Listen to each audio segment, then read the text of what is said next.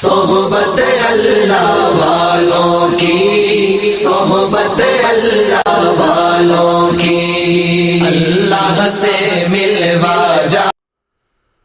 السلام علیکم ورحمۃ اللہ وبرکاتہ۔ بسم اللہ الرحمن الرحیم۔ محترم ناظرین، ایک ضروری مسئلے کی وضاحت کرنا ہے۔ کل ایک ساتھی نے سوال کیا تھا، میں نے سمجھا کہ بھئی یہ چیز بہت سارے لوگوں کو پیش آتی رہتی ہے، تو اس لیے عمومی طور پہ اس کا جواب دیا جائے۔ سوال یہ ہے کہ شادی شدہ لوگ بیوی سے ہم بستری کرتے ہیں۔ عام طور سے لوگوں کے ذہنوں میں مسئلہ یہی رہتا ہے کہ بھئی منی کے قطرے اگر نکل جائیں تو غسل واجب ہوگا۔ بیوی سے ہم بستری ہو رہی ہے، ہو گئی، لیکن منی کے قطرے نہیں نکلے تو لوگ سمجھتے ہیں کہ غسل واجب نہیں ہوا، تو یہ بالکل غلط ہے، دھوکے میں ہے۔ تو مسئلہ یہ ہے کہ اگر کوئی آدمی اپنی بیوی سے ہم بستری کر رہا ہے اور ہم بستری کرتے ہوئے مرد کی شرمگاہ یعنی مرد کا ذکر عورت کی شرمگاہ میں چلا جائے، عورت کے فرج میں چلا جائے تو غسل فوراً واجب ہو جاتا ہے۔ اب یہاں ایک بات اور بھی سمجھنا ہے، پوری شرمگاہ نہیں، یعنی کہ مرد کا پورا ذکر داخل نہیں ہوا، صرف سامنے کا حصہ یعنی حشفہ جس کو کہا جاتا ہے فقہ کے الفاظ میں، وہ حشفہ جس کو عام طور سے ہم سپاری کہتے ہیں، وہ حصہ اگر عورت کی شرمگاہ میں چلا جائے، چھپ جائے، فوراً غسل واجب ہو جائے گا۔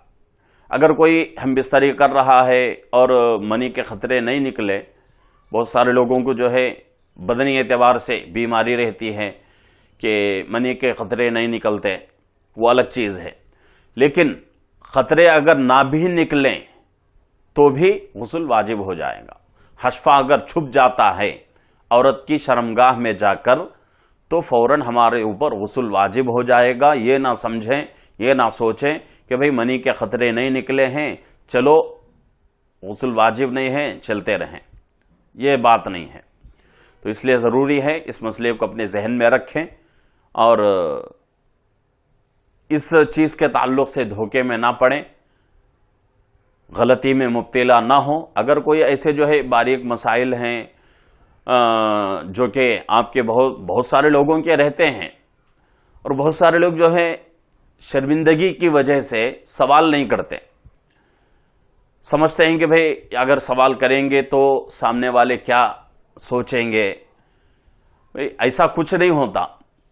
آپ کا ایک سوال ہے، آپ کو ایک ڈاؤٹ ہے، اور وہ ڈاؤٹ کس سے آپ پوچھیں گے؟ ایک عالم سے، ایک مفتی سے پوچھیں گے، تو وہ مفتی اور وہ عالم مسئلے کا جواب دینے میں شرم محسوس کرتا ہے یا پھر ان مسائل کا جواب نہیں دیتا، تو وہ عالم اور مفتی آپ کے ساتھ خیانت کرنے والا ہے۔ اور میں تو سمجھتا ہوں کہ بھئی کوئی عالم، کوئی مفتی ایسا نہیں ہے جو آپ کے مسئلے کا جواب نہ دے، کتنا بھی شرمیلا مسئلہ کیوں نہ ہو، آپ کو ضرور جواب دے گا۔ تو یہ ان باتوں کو، اگر ایسے کوئی مسائل ہیں آپ کے، تو فوراً آپ اپنے علاقے کے، اپنے گاؤں کے جو علماء ہیں ان سے رابطہ کریں، اور رابطہ کر کے ان مسائل کا جواب حاصل کرنے کی کوشش کریں۔ اگر جواب مل جائے تو پھر ہمارے لیے بڑی سہولت ہو جائے گی۔ ورنہ اگر ہم یہ سمجھتے رہیں کہ بھئی منی کے قطرے نہیں نکلے، چلو غسل ہمارے اوپر واجب نہیں ہوا، نماز پڑھتے رہیں، ذکر کرتے رہیں، اور اسی طریقے سے قرآن شریف کی تلاوت کرتے رہیں، تو پورا گناہ میں مبتلا ہو جائیں گا۔ پورا عبادت کرنا تھا، لیکن ہم سے کیا ہو رہا ہے؟ گناہ ہو رہا ہے۔ تو اس لیے اپنی عبادتوں کو بچانے کی کوشش کریں، اور علماء سے ایک ربط مضبوط کریں کہ کوئی بھی مسئلہ ہو، اگر کوئی مسئلہ آپ کو معلوم ہے پہلے سے، پھر بھی آپ عالم سے پوچھیں، مفتی سے پوچھیں، تاکہ آپ کے ذہن میں کسی طرح کا کوئی خدشہ باقی نہ رہے، کسی طرح کا کوئی ڈاؤٹ، کوئی شک باقی نہ رہے۔ اگر پہلے سے مسئلہ معلوم تھا پھر بھی آپ نے اس مسئلے کو جو ہے پوچھ کر اگر عمل کر لیا تو پھر جو ہے آپ کے ذہن میں اور آپ کے عمل میں کسی طرح کا کوئی تردد باقی نہیں رہے گا. تو اس لیے ضروری ہے کہ علماء سے رابطہ مضبوط رکھیں اور ہر مسئلے کو کسی عالم سے کسی مفتی سے رابطہ کریں، رابطہ کر کے معلوم کر کے عمل کرنے کی کوشش کریں. اللہ رب العزت سے دعا ہے کہ اللہ رب العزت ہم تمام کو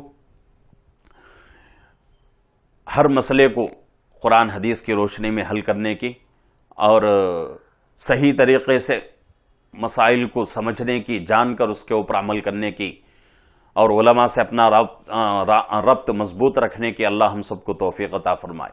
السلام علیکم ورحمۃ اللہ وبرکاتہ.